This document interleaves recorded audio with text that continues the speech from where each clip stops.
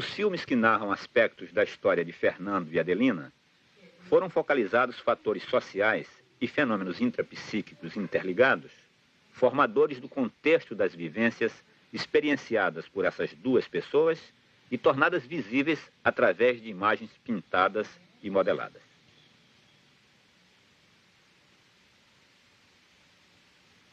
Quando se trata de Carlos, porém, algo vem sobreajuntar-se com mais força. É a dimensão mística. Ele é, fundamentalmente, um homem religioso. Mário Pedrosa o situa entre os grandes místicos da história.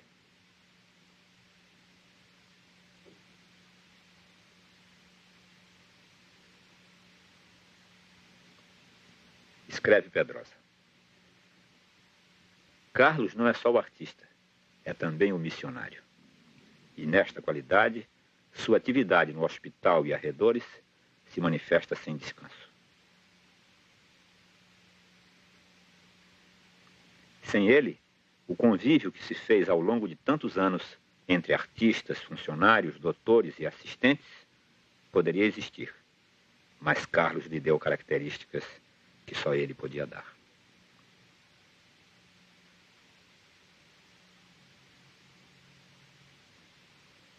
Dentro desses compridos anos de vivência e convivência no que é hoje o nosso museu, se muniu ele de um zelo por todos os que ali habitam, e tudo o que ali tem, realmente incomparável.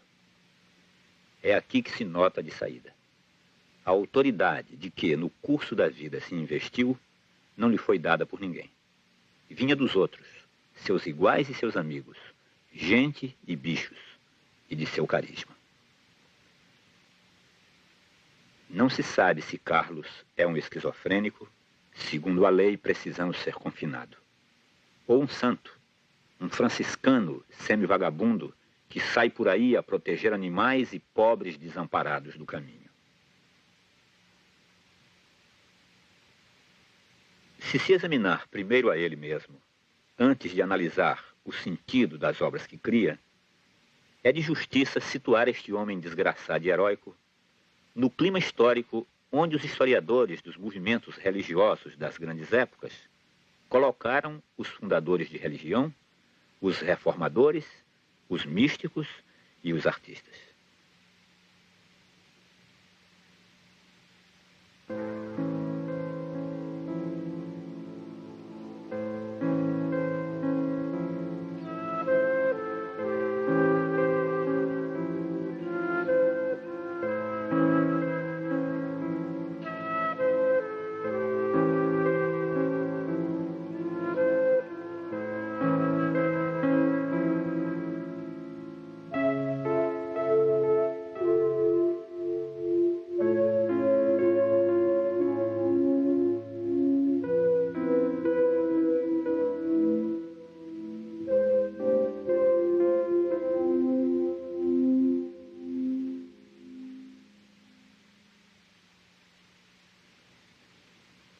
Certo dia, surpreendi Carlos revolvendo uma lata de lixo e disse: Carlos, você mexendo na lata de lixo? Então ele, cuja linguagem verbal era habitualmente dissociada, voltou-se para mim e disse com a mais clara nitidez, em voz alta e veemente: sementes na lata do lixo. Sementes não são para a lata de lixo. Sementes são para ser plantadas.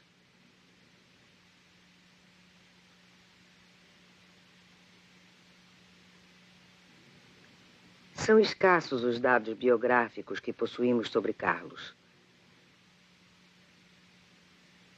Quase tudo que sabemos dele nos chega através de suas 21.300 obras. Pinturas sobre tela, cartolina, papel, modelagens, além de escritos e poesias. É impossível tentar abranger a significação psicológica que encerram. Neste filme, serão apresentados apenas vislumbres do extraordinariamente complexo mundo interno de Carlos.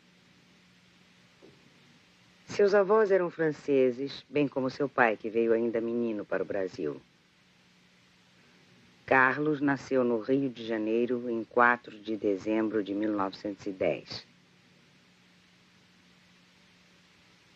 Foi o único filho homem da família, havendo 2 irmãs mais velhas e uma 10 anos mais jovem.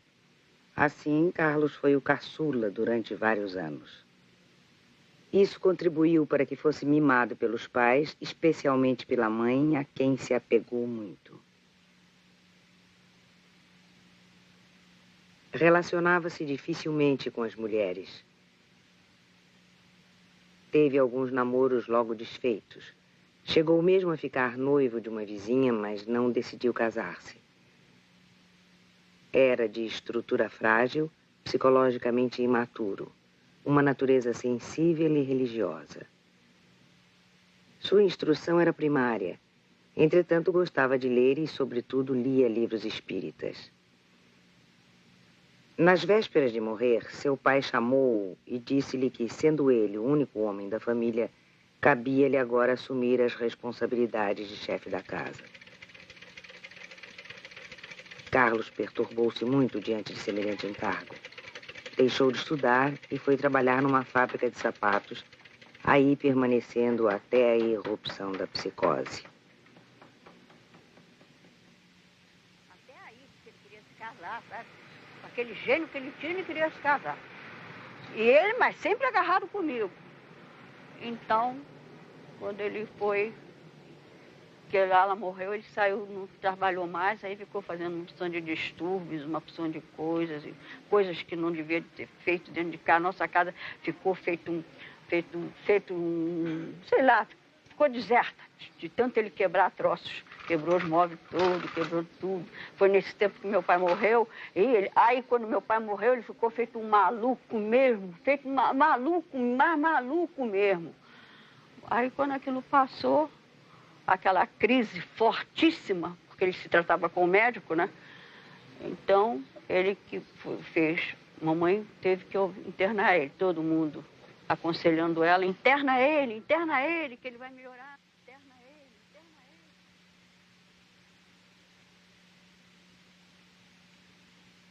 Certa manhã, raios de sol incidiram sobre o pequeno espelho de seu quarto.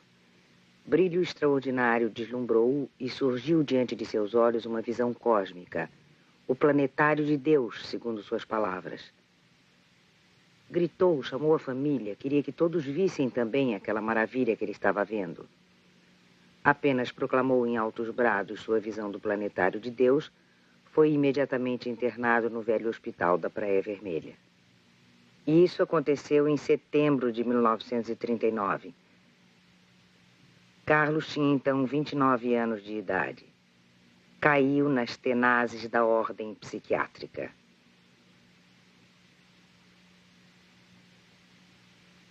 Sua observação clínica nem sequer mencionou a visão da imagem vinda das profundezas da psique, forte demais para o ego desamparado conseguir suportar.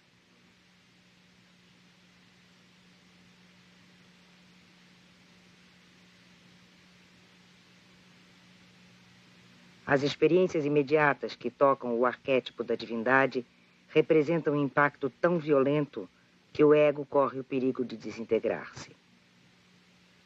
Carlos, há vários anos, vinha sendo dilacerado por conflitos pessoais.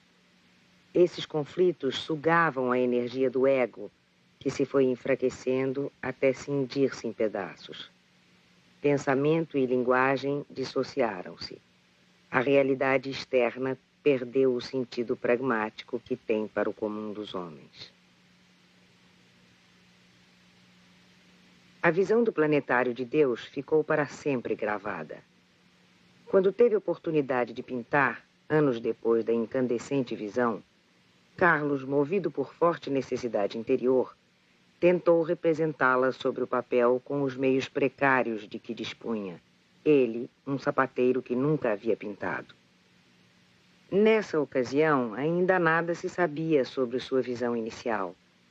Só algum tempo depois, por informações de sua irmã, teve-se notícia de que essa visão motivara o internamento de Carlos. O centro da imagem é uma flor cor de ouro, símbolo do sol e da divindade. Embaixo, cruzam-se duas serpentes negras, símbolos da escuridão e do mal.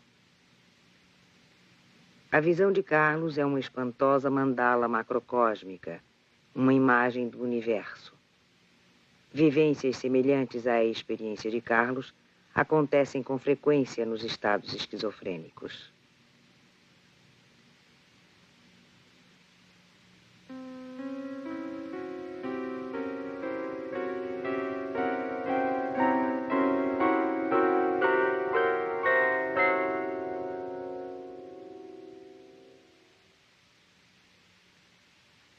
No primeiro período em que Carlos frequentou o ateliê de pintura, fizeram-se notar em abundância na sua produção imagens circulares ou próximas do círculo. Essas imagens exprimem, segundo Jung, a mobilização das forças instintivas de defesa. São mandalas que têm a função de se oporem à dissociação da psique. Assumem aspectos diversos com a característica comum de procurarem delimitar um centro ou produzir arranjos de elementos múltiplos em torno de um centro. Seriam tentativas de criar ordem dentro do caos, tentativas de autocura, no dizer de Jung.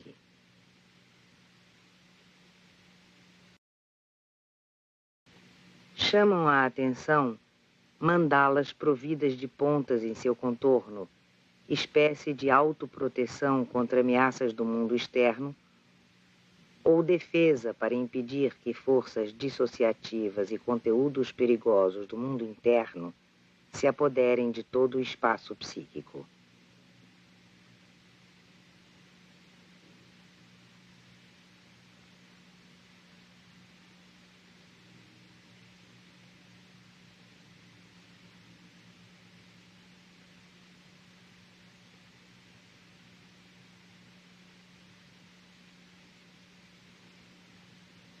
Entre a variedade de imagens circulares ou afins do círculo, destacam-se algumas bastante harmoniosas, configuradas dentro de moldes rigorosos, como surpreendente expressão de esforços instintivos, particularmente intensos, para compensar a grande desordem interna.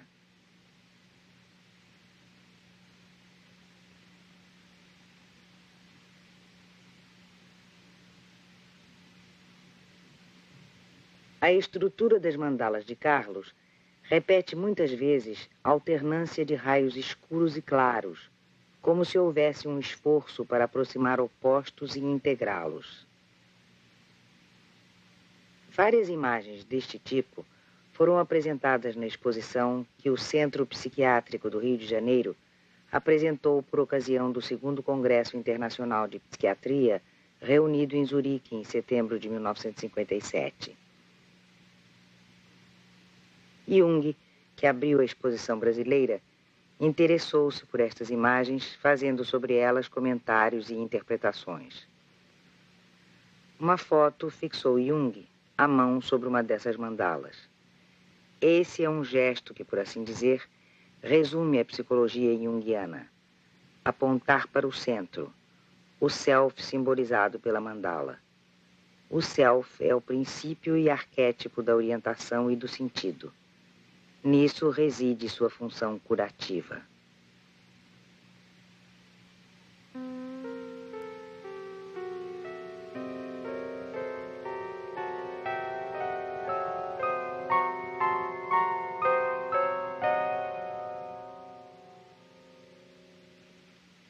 Além do círculo e suas variações, Carlos tenta, por intermédio de outras figuras geométricas, apaziguar tumultos emocionais e buscar refúgio em construções estáveis. A experiência no ateliê de pintura do Museu de Imagens do Inconsciente demonstra que a abstração e geometrismo não significam esfriamento da afetividade e grave desligamento do mundo real, como pensam muitos psiquiatras. Significam antes recuo por medo diante da realidade externa, vivenciada angustiadamente, assim como o medo também da realidade interna, talvez ainda a mais perigosa.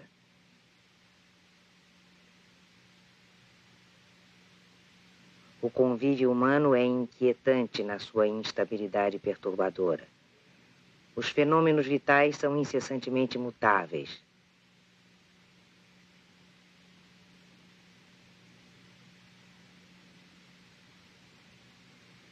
O indivíduo vem então procurar segurança nas linhas firmes, nos contornos bem demarcados do geometrismo, pois tudo que oscila provoca angústia.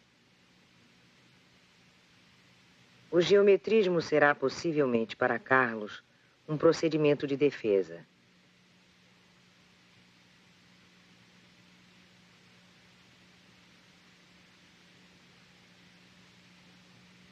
Se emergem do inconsciente faces estranhas, essas poderão ser aprisionadas no contexto geométrico da pintura, ou outras vezes acontecerá que seja superposta a tais imagens uma estrutura geométrica rigorosamente centrada, tendo por função impedir que venham avassalar o campo do consciente.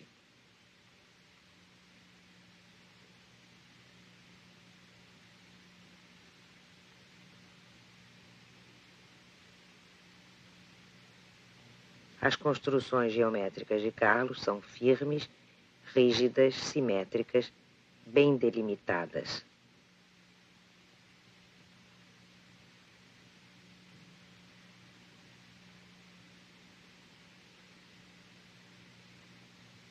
Dentre numerosos trabalhos de tipo geométrico de Carlos, vemos construções de complexidade crescente. Os volumes rigorosamente definidos desconhecem as mutáveis manifestações vitais.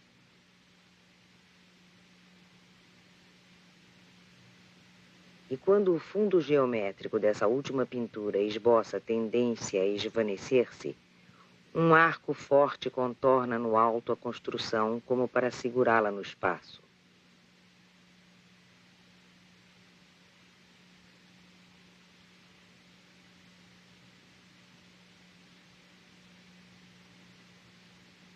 Mas nem sempre será possível conter o espaço dentro de limites. A atração pelo infinito muitas vezes triunfará. É o que acontece nestas cidades de traços curvilíneos que se alongam num espaço ilimitado.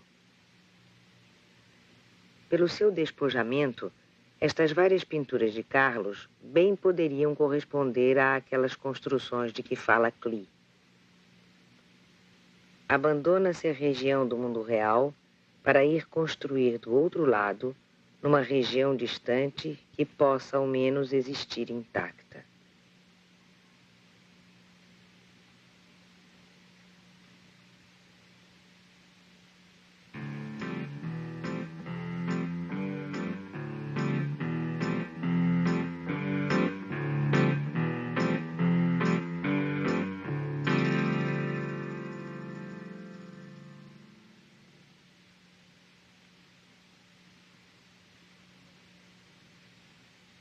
Para apaziguar a ansiedade diante das grandes forças originadas na profundeza do inconsciente, surgem também outros recursos instintivos de defesa.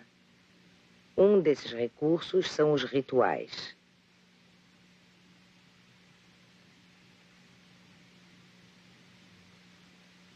Os rituais, diz Jung, constituem represas para conter os perigos do inconsciente.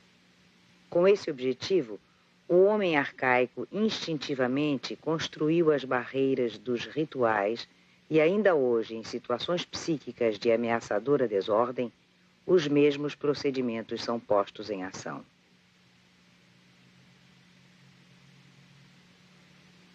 Exemplos são os rituais com serpentes de Carlos. O simbolismo da serpente é amplíssimo. Símbolo sexual, de astúcia, prudência, sabedoria, representação do demônio, morte, transformação, renascimento. Poder-se-á dizer, de um modo geral, que a serpente é adequado símbolo do inconsciente na sua totalidade, exprimindo suas súbitas mudanças, suas intervenções inesperadas e perigosas, geradoras de angústia. Este ritual tem provavelmente a significação de tentativas de apaziguamento das perigosas forças do inconsciente, simbolizadas pela serpente, de domesticação de pulsões instintivas.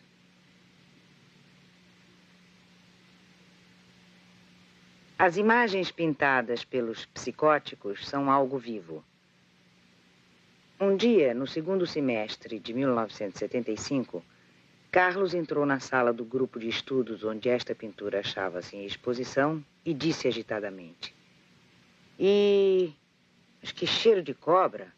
Tá um cheiro de cobra que tá danado. Dizendo isso, pegou essa pintura de serpente e virou-a para a parede. Noutra pintura, continua a tentativa de domar as exigentes pulsões instintivas. O homem procura capturar as serpentes no interior de uma garrafa. Algumas dirigem-se ao bocal da garrafa por algum encantamento mágico, mas não todas. Uma das serpentes lança-se como uma flecha para mordê-lo.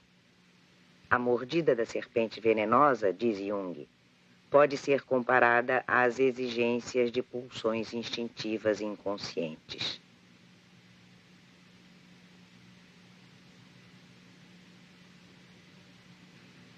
Um cortejo caminha da direita para a esquerda. No centro vê-se duas figuras sacerdotais. 3 serpentes dirigem-se no sentido onde se encontra uma imponente mulher, busto nu, de pé, que lembra a grande mãe de Creta, sempre representada com o busto nu e denominada a deusa das serpentes. O ritual de Carlos leva-nos ao mundo matriarcal, onde a serpente é ao mesmo tempo atributo feminino e atributo masculino, os quais estão ambos incluídos na unidade que é a essência da Grande Mãe.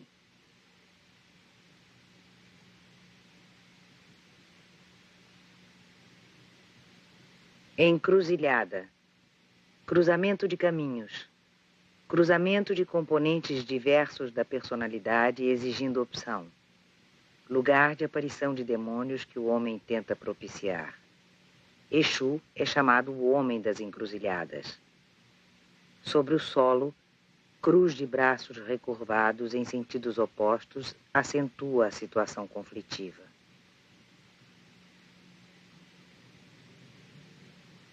Figura demoníaca com cauda de peixe recebe uma oferenda. No alto, cruz cristã. Sempre presente o problema dos opostos, que os rituais tendem a aproximar, evitando sua violenta colisão.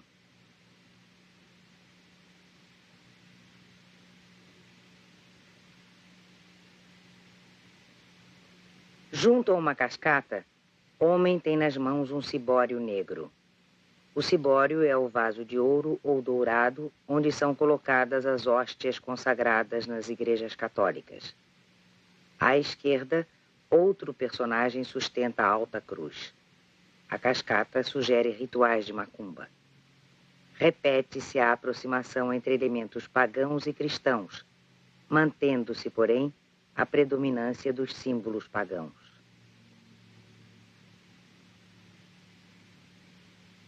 Os rituais do fogo celebrados pelo homem, seja magia imitativa destinada a assegurar a provisão de luz e calor do sol, ou com finalidade purificatória, ou visando destruir as forças do mal. O ponto de partida desta pintura foi a festa junina no hospital, que se resumiu em decoração com bandeirolas. A pintura vai além. De cada lado da fogueira, simetricamente colocados, 8 homens de joelhos, mãos cruzadas, roupas iguais e pulseiras. Parecem pertencer a uma mesma confraria. Todos olham a fogueira que ocupa o centro da pintura e acima da qual vê-se grande balão.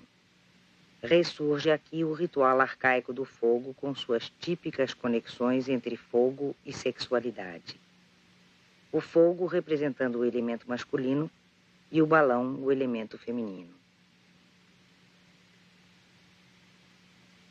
Nesta tela, pintada logo após a anterior, a aproximação entre os opostos masculino e feminino exprimem-se pela dança de 7 pares, todos vestidos uniformemente e usando as mesmas pulseiras. Apenas um homem está sozinho, com vestes de palhaço, e olha uma bandeira sobre a qual se vê uma estrela. Sol e lua simultaneamente presentes.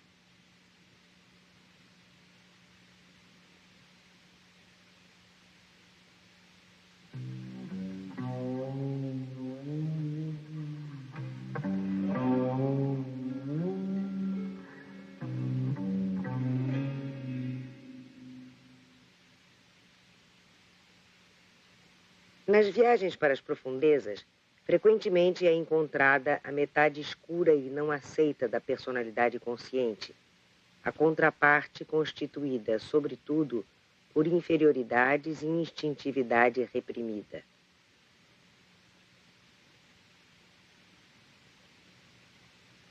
É a sombra do ego que ganha força maior nas psicoses, pois as cisões internas facilitam a autonomia das componentes que a constituem.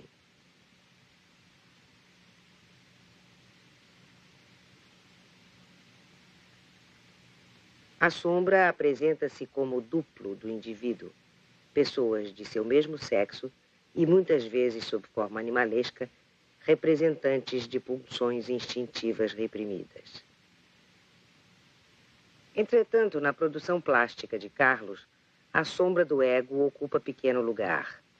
Logo, ele desce a camadas mais profundas do inconsciente, de onde emergem imagens arquetípicas da sombra coletiva, sob seu aspecto mais reconhecível na nossa cultura, o demônio, personificação do mal absoluto.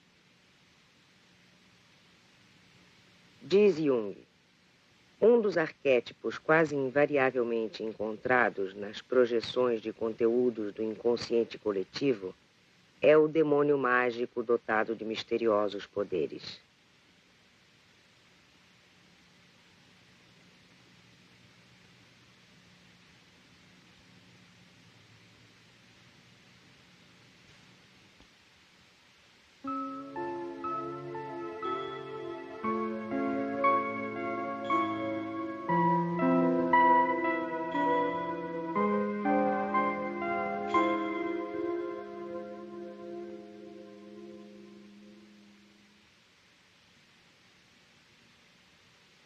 As imagens arquetípicas da ânima, a contraparte feminina na psique do homem, são muito abundantes na produção plástica de Carlos, sob várias modalidades.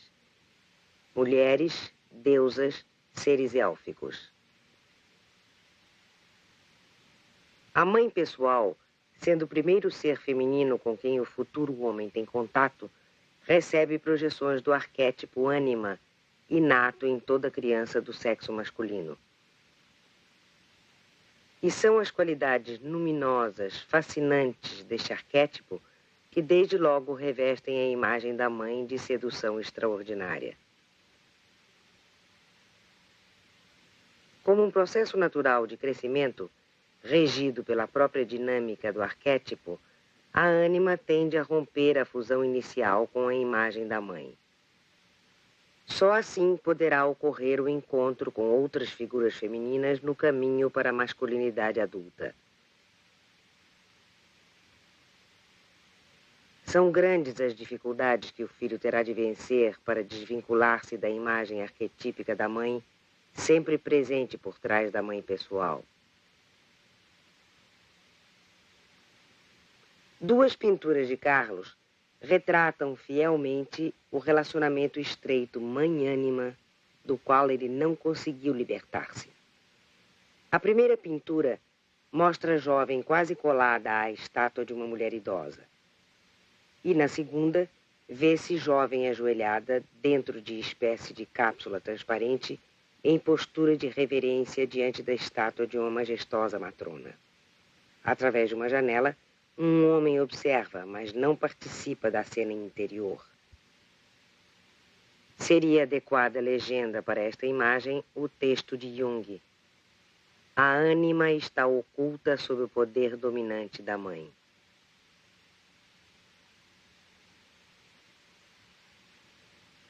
Dentro da complexidade do mundo interno, será possível vislumbrar ainda, noutros níveis da psique masculina, múltiplas configurações do princípio feminino.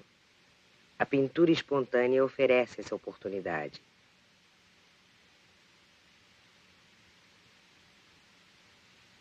Surgem de níveis muito profundos seres élficos, do tipo das iaras e sereias, formas da ânima na qualidade primária de arquétipo da vida.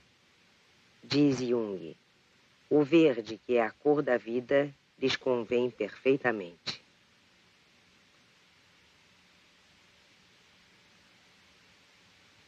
Carlos pinta figuras femininas de corpo mal definido, sem braços e com a face verde.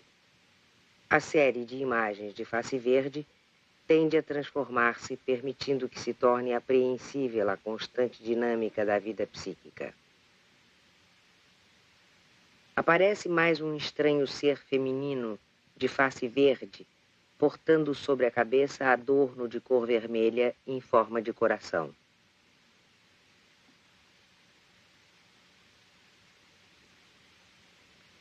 Pintura do mesmo período representa uma índia de face verde empunhando arco. Na parte inferior da pintura, à esquerda, destaca-se grande coração vermelho vivo, de onde parte um feixe de vasos sanguíneos que vem expandir-se sobre a vegetação.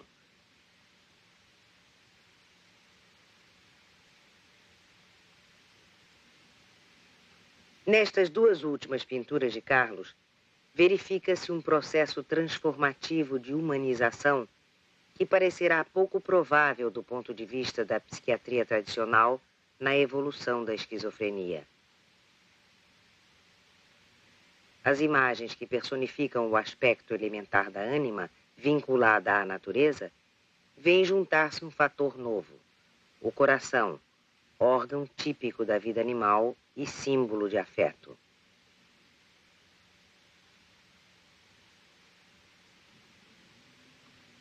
As personificações animais e primitivas da ânima confinam com suas personificações divinas, pois o arquétipo da ânima, segundo Jung, funciona como a matriz de todas as figuras de deusas e semideusas. Busto de mulher, face verde, traz sobre a cabeça grande peixe de cauda colorida.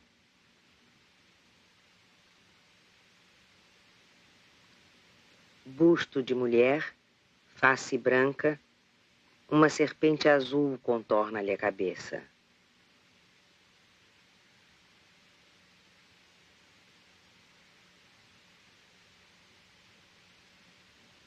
Busto de mulher, face branca, sobre a cabeça traz uma ave.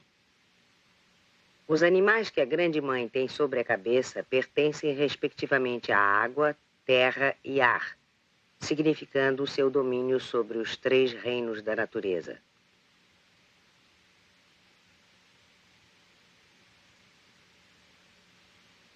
Nos tempos arcaicos, era muito mais frequente a representação das deusas sob forma de animais, inclusive como peixe, serpente, ave.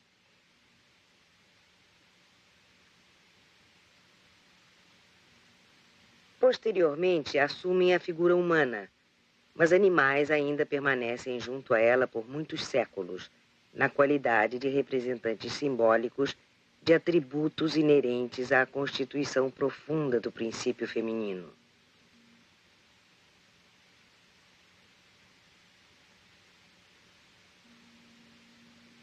O arquétipo ânima, quando ainda amalgamado ao arquétipo mãe, projetado sobre a mãe pessoal ou outras figuras femininas próximas, lhes confere um caráter mitológico e investe-as de autoridade e sacralidade.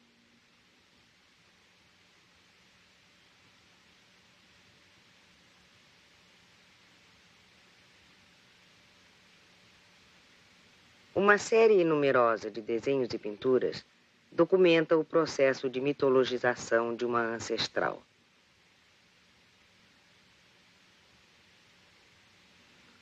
Na modesta família de Carlos, Eram feitos frequentes comentários sobre uma tia francesa que residia em Paris. Mulher bonita, caprichosa, rica. E seu retrato, que a mostrava vestida à moda do início do século, despertou em Carlos particular interesse. Copiou-o em desenhos a lápis numerosíssimas vezes, com pequenas variantes, para depois transformar sua ancestral numa deusa da natureza, mas conservando sempre elementos de seu vestido que permitem identificá-la.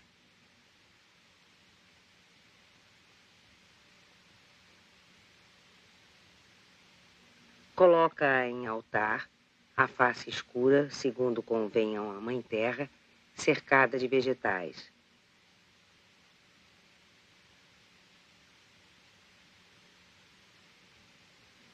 Ou pinta-a isolada, como uma deusa arcaica das flores e dos frutos.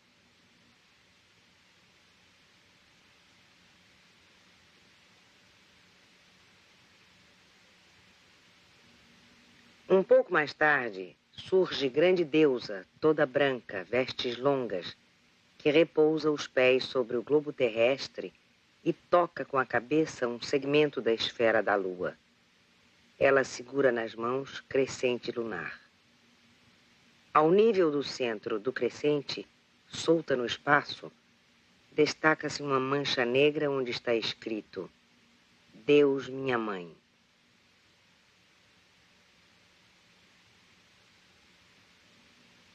Dir-se-ia uma imagem da divindade arcaica suprema, a primeira divindade adorada pelo homem, deusa da natureza e rainha dos céus, fonte de todas as formas de vida, mãe dos deuses e dos homens.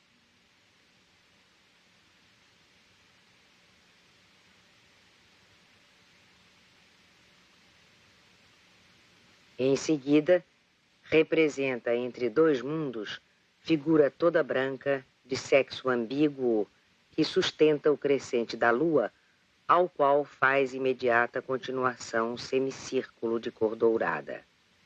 Os dois semicírculos completam-se num círculo.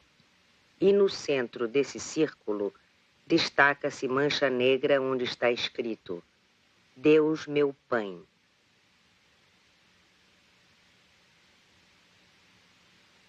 Observe-se que não há representação de Deus Pai. O princípio masculino não se personificou. A última imagem é denominada muito adequadamente pelo neologismo Pai, fusão das palavras pai e mãe, expressão de mescla dos princípios masculino e feminino. Desta forma, não se poderia realizar a conjunção, união que exige, segundo ensina o trabalho alquímico, a personificação dos opostos interiores, sob as formas de uma mulher completa e um homem completo.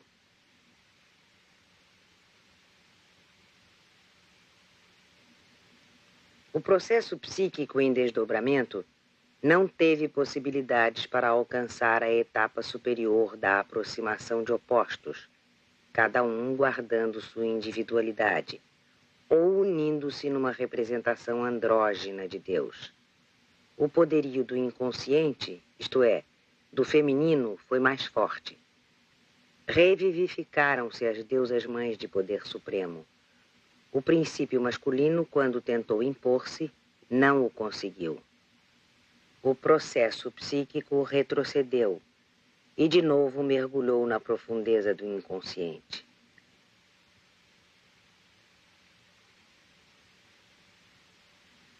Testemunho desse fenômeno regressivo é uma série de pinturas feitas em dias subsequentes, onde aparecem imponentes animais situados entre dois mundos, na mesma posição em que antes figuravam Deus minha mãe e Deus meu pai.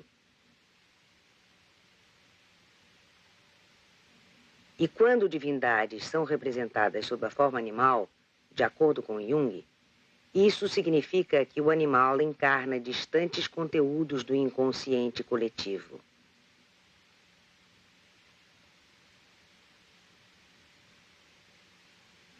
O último animal dessa série é um grande sáurio, ser incontactável, simbolizando os estratos mais profundos da psique. Mas a descida a insondáveis profundezas não quer forçosamente dizer que tudo esteja perdido. O processo autocurativo, ascendente em direção à consciência, emergirá outra vez.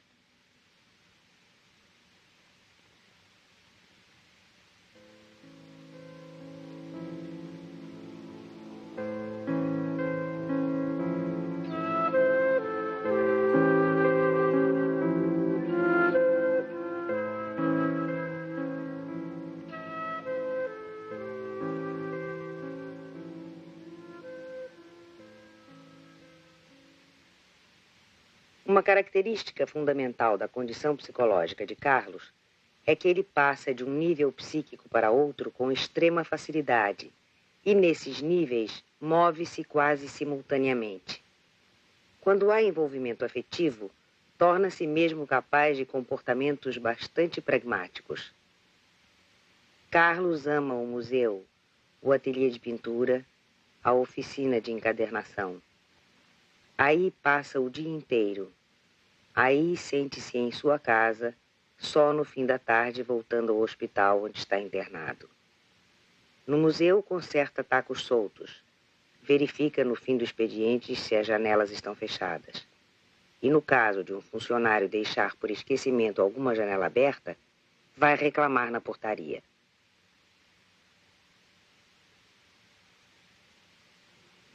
Esses fatos surpreendiam e eram comentados no hospital, dada a habitual expressão verbal de Carlos ser praticamente ininteligível.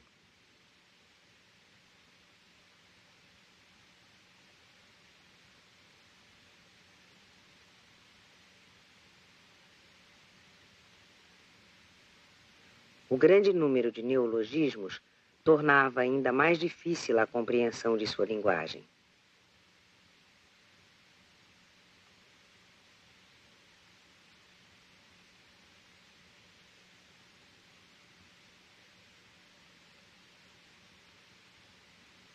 O caminho para entendimento com Carlos fez-se por intermédio do animal.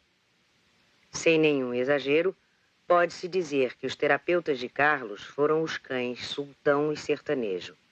A posição de coterapeutas coube ao médico e aos monitores.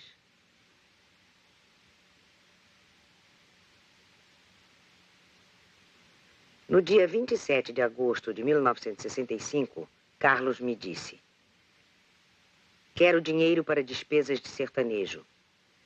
Que despesas? Água oxigenada, mercúrio cromo e gaze. Sertanejo havia ferido uma das patas. Carlos fez as compras na farmácia próxima, trouxe o troco certo e com perícia fez o curativo na pata de Sertanejo.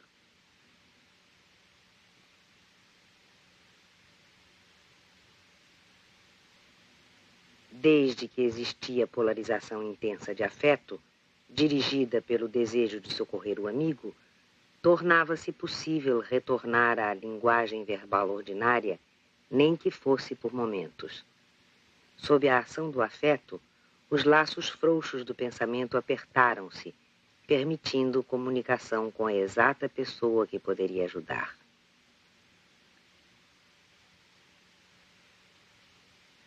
No universo de Carlos, segundo se vê neste desenho, existe uma linha contínua que liga o animal ao homem e o homem à estrela, numa concepção unitária do universo.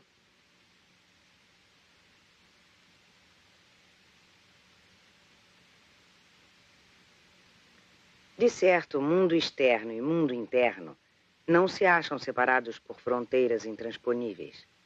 Esses dois mundos interpenetram-se em graus diferentes. Na intenção de atrair nossos doentes do sonho para a realidade externa, uma vez por semana, a monitora do ateliê de pintura os conduzia a um pequeno morro situado no terreno que cerca o hospital. Ali a natureza é muito bela e árvores acolhedoras dão sombra e frescura.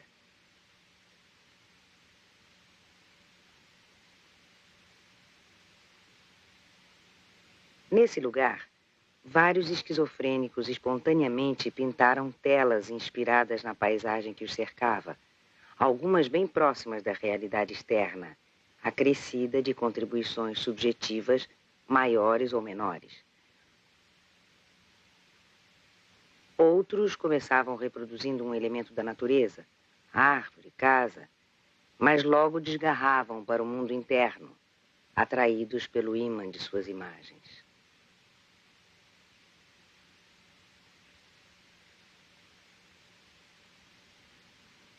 A pintura de Carlos ao ar livre, porém, tanto quanto no ateliê, refletia sempre as imagens internas.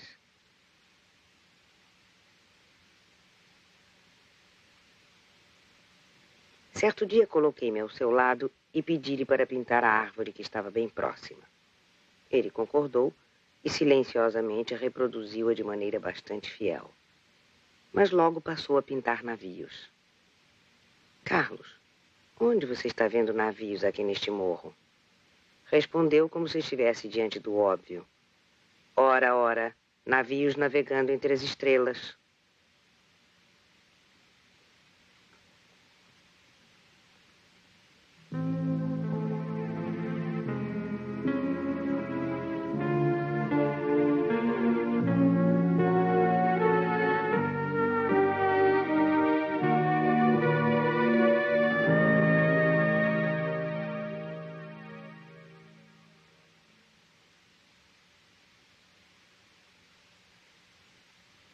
O caráter indiscutível das imagens arquetípicas, diz Jung, parece ser seu aspecto cósmico, isto é, um laço interno que associa as figuras do sonho e da imaginação a acontecimentos cósmicos, a analogias telúricas, lunares ou solares.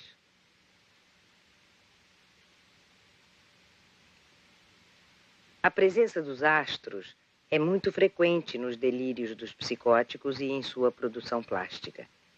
Isso porque, segundo Jung, mergulhados no inconsciente, voltam àquilo que era antes, à unidade com a mãe, ou seja, com a totalidade universal.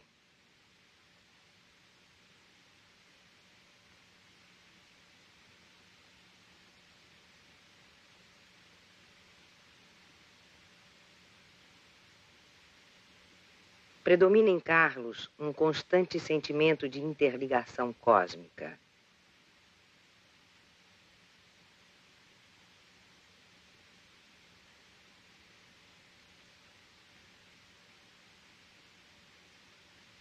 Viaja em navios entre as estrelas.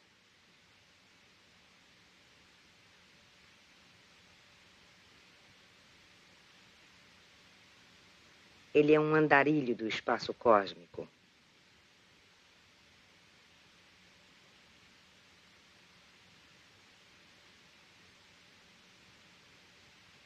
Constrói naves para viagens cósmicas.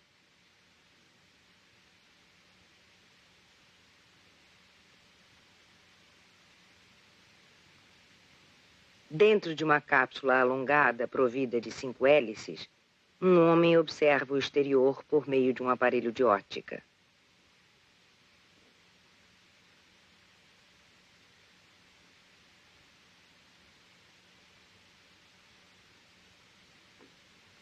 Um foguete espacial parece que vai ser acionado pela energia emanante dos olhos do Sol ou da Lua. Somente esta última nave foi pintada depois do lançamento do primeiro satélite artificial em outubro de 1957. Navegando através da totalidade universal, entre astros, sobre a Terra, no fundo do mar, Carlos vai configurando as mais variadas imagens originárias dos arquétipos constelados pelo dinamismo do processo psicótico.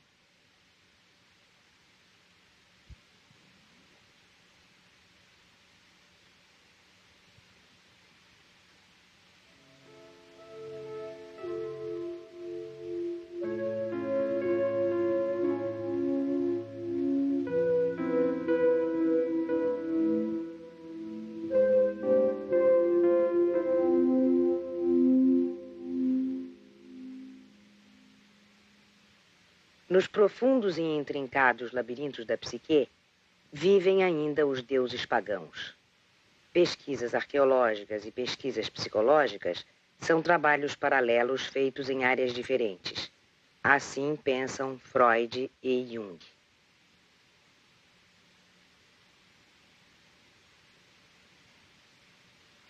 Carlos desceu à esfera das imagens arquetípicas, ao reino dos deuses e demônios, e foi dessas profundezas primordiais que trouxe para suas telas imagens de Dionisos.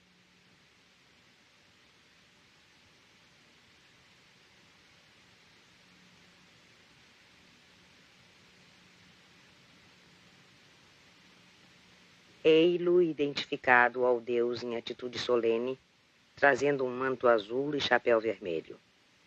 4 mulheres com cabeça de vaca o adoram de joelhos. Porque aprazia a Dionisos tomar a forma de touro selvagem, suas adoradoras costumavam portar cornos imitando o deus.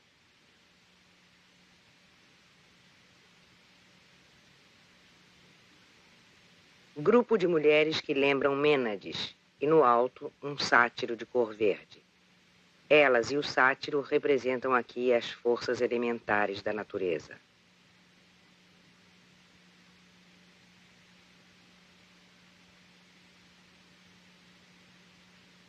Dois velhos comunicam-se entre si e riem.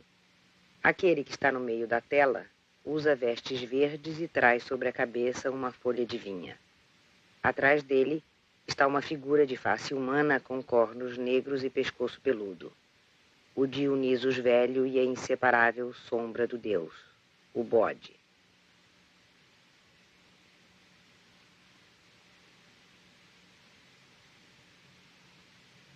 Dois velhos muito semelhantes, como se um fosse o desdobramento do outro, cabelos e barba brancos, vestes verdes, as faces próximas, sorriem. Às costas da figura que ocupa o centro, pende um cacho de uvas.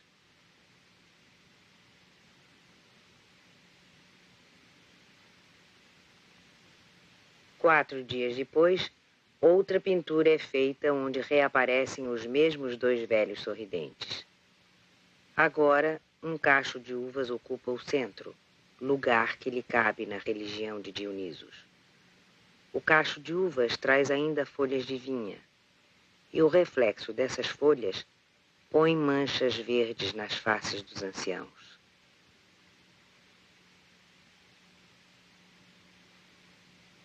Nas 3 últimas pinturas, Dionisos de Engenho de Dentro é representado na sua forma arcaica de velho barbudo, muito diversa das figurações mais recentes e difundidas de belo jovem.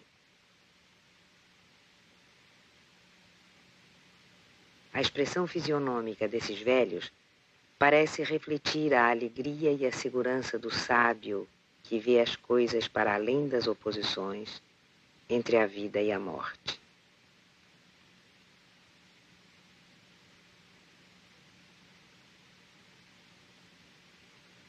Se Dionisos surgiu das escavações ao lado da Catedral de Colônia em mosaicos antigos intactos, como um achado arqueológico, aparece vivo no Hospital de Engenho de Dentro, emergindo do mundo subterrâneo psíquico, mostrando assim que é de fato um poder eterno.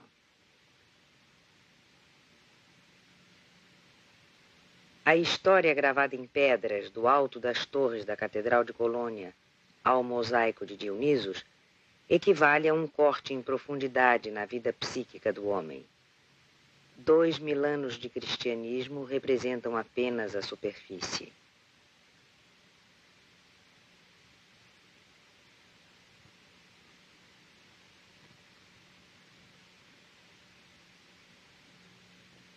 Além das imagens de Dionisos, emergiram mais tarde na pintura de Carlos imagens arquetípicas bem definidas do deus indo-persa, Mitra.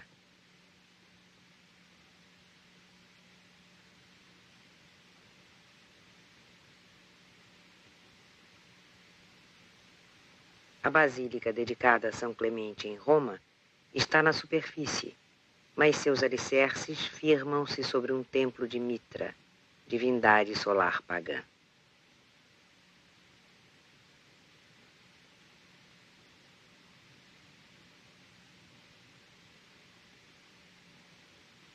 No último período da vida de Carlos, suas pinturas giraram cada vez mais em torno do tema mítico do Sol.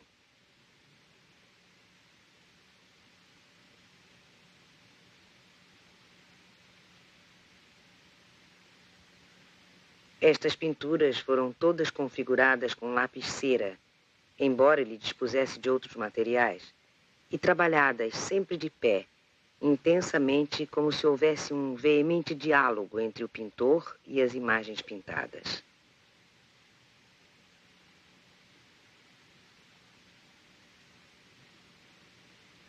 Ressaltam entre estas imagens figuras masculinas de grandes proporções, providas de coroa e outros atributos divinos, bastante próximos de descrições de Mitra.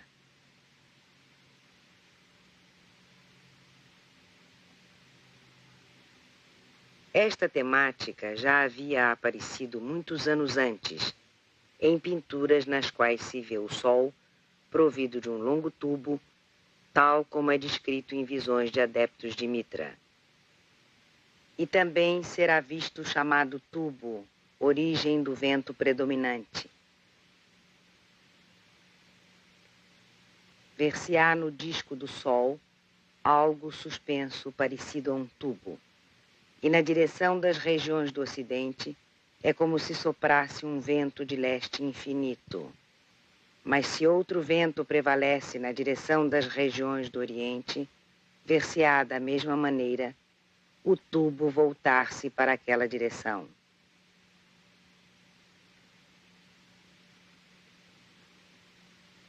Nesta imagem, do nariz do Sol sai um tubo que atravessa toda a pintura até atingir a terra, passando por trás de uma figura com cabeça de adulto e corpo de criança, sentada num pequeno carro. De pé, figura humana de sexo mal definido coloca na boca da criança uma mamadeira de forma fálica.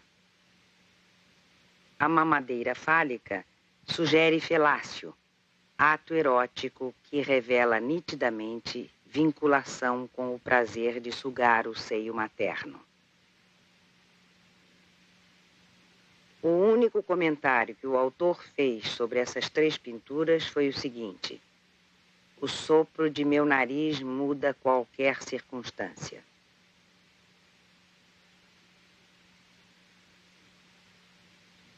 Essas representações plásticas condensam três imagens arquetípicas de enorme força nas religiões arcaicas: Sol, Falos, Vento. Vento é a forma original da palavra espírito. No grego e no hebreu, a mesma palavra designa o vento e o espírito. O vento chega à terra através do tubo, do Falos, órgão criador do Deus Sol, o Deus arcaico propiciador da vida.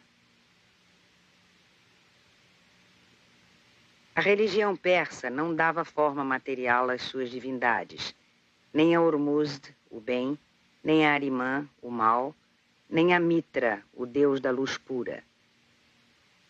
Mas seus adeptos que o adoravam em confrarias secretas de exaltado misticismo visualizavam o deus da luz e davam descrições de imagens que os deslumbravam. Em texto da liturgia mitraica, encontra-se a seguinte descrição de Mitra: ver-se-á um deus de imenso poder, face brilhante, jovem, cabelos dourados, vestindo túnica branca e portando uma coroa de ouro, usando amplas calças. Ver-se-ão raios de luz saltarem dos seus olhos e estrelas de seu corpo. Há evidentes analogias entre a visão desses místicos e a visão de Carlos. De certo, existem diferenças, mas os cabelos dourados, os raios saindo dos olhos e a profusão de estrelas em torno de todo o corpo acham-se presentes.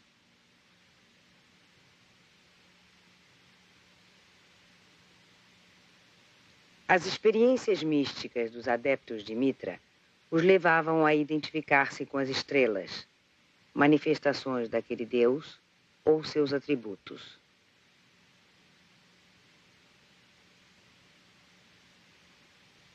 Texto da liturgia mitraica. Eu sou uma estrela vagando contigo e brilhando nas profundezas.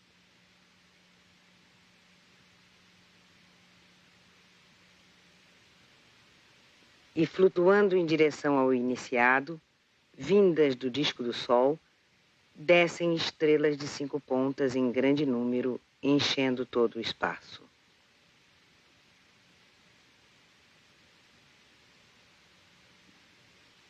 Segundo narra o mito, foi Mitra quem instituiu o Sol, governador do mundo, entregando-lhe o globo, símbolo de poder que ele próprio trazia na mão direita desde o instante de seu nascimento.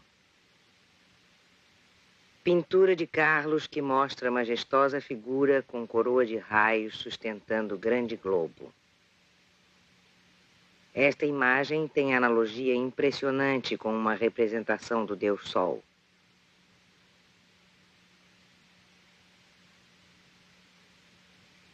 Mitra e o Sol aparecem sempre unidos na religião mitraica. Possuindo atributos semelhantes, suas imagens são intermutáveis.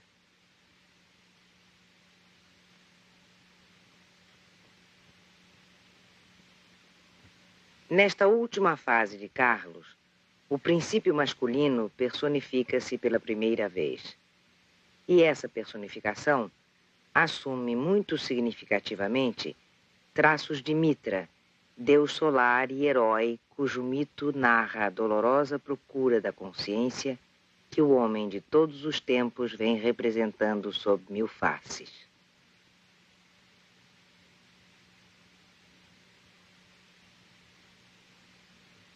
Ainda uma vez, tão tenaz esforço instintivo corre o risco de derrota devido ao movimento oposto de outras forças igualmente instintivas que tendem a arrastar todo o processo ao mundo da mãe.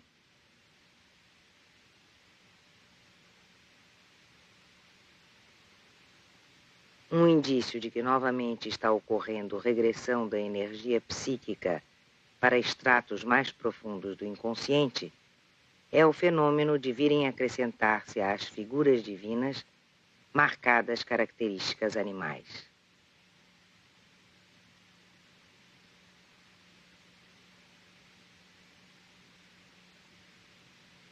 O ataque por animais, por ameaçadores monstros, é uma constante no curso das viagens em demanda da consciência, segundo as narrações míticas de todos os povos.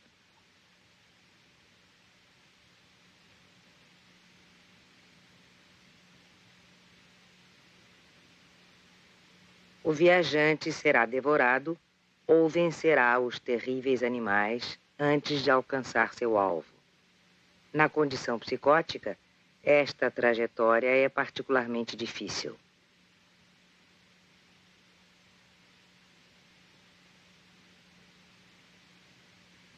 As forças que buscam consciência são fracas, e os poderosos emissários dos abismos onde habita a Grande Mãe, Senhora dos Animais, ora são ameaçadores, ora fascinam por um poder mágico.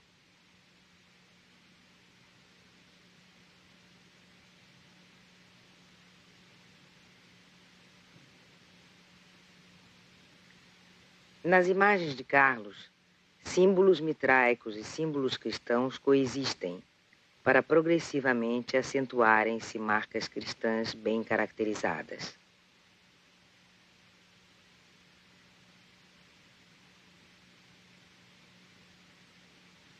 Assim, os achados da arqueologia psíquica superpõem-se aos achados da arqueologia propriamente dita. É apaixonante acompanhar através das imagens pintadas por Carlos o trabalho de forças emergentes do fundo escuro da psique, tentando atingir zonas mais próximas do consciente.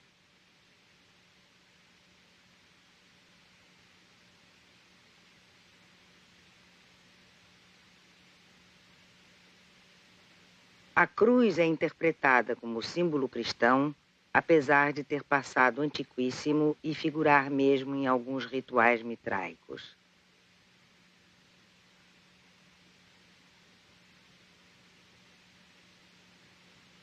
Vinculamos a estrela particularmente à mitra, embora o Cristo tenha também conexões muito próximas com a estrela.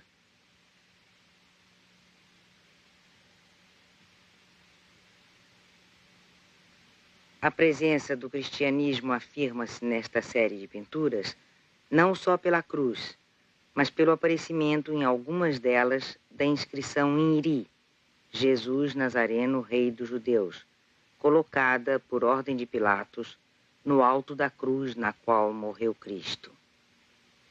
A inscrição em Iri é um conhecimento individual, é um elemento proveniente do consciente que vem se encontrar com conteúdos originados nos estratos mais profundos do inconsciente. Apesar dos complexíssimos movimentos de circunvolução do processo psicótico e de enorme quantidade de conteúdos envolvidos, a significação predominante parece ser uma persistente busca de consciência.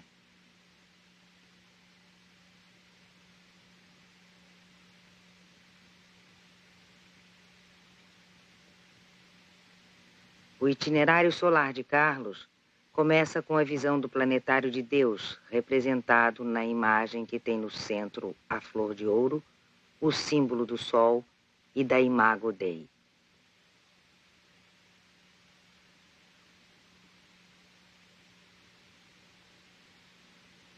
A partir dessa intensa experiência inicial, a energia psíquica, introvertendo-se mais e mais, veio reativar toda uma trama de mitologemas solares que deram origem ao aparecimento de multiformes imagens.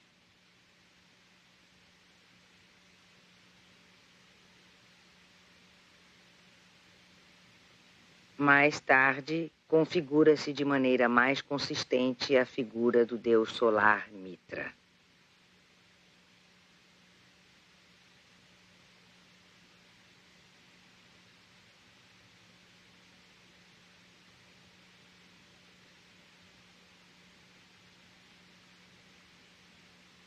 E, por fim, surge a barca do Sol, presente em numerosos mitos.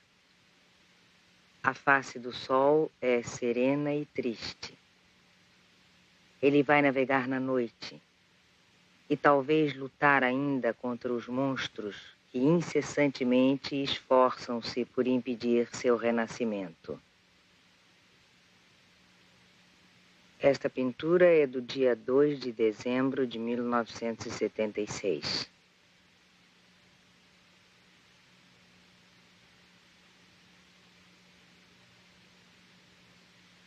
Pintura do dia 28 de janeiro de 1977.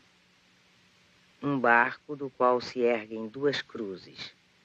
Entre as cruzes, um grande pássaro, símbolo do espírito, levanta voo.